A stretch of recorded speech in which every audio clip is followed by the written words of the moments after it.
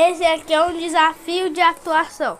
Você vai fingir que comeu o chocolate de mim e do Pietro. Quem comeu meu bombom? Cadê ele? Ah, agora ele me paga. Você viu quem bebeu meu Guaraná?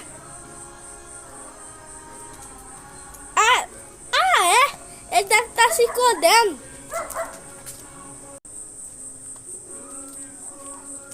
Não encontrei ele. Ele não tá na sala.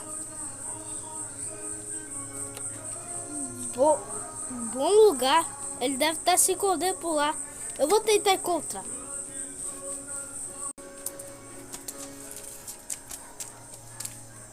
Ele não tá lá no quintal. E nem no portão. Vou tentar achar ele.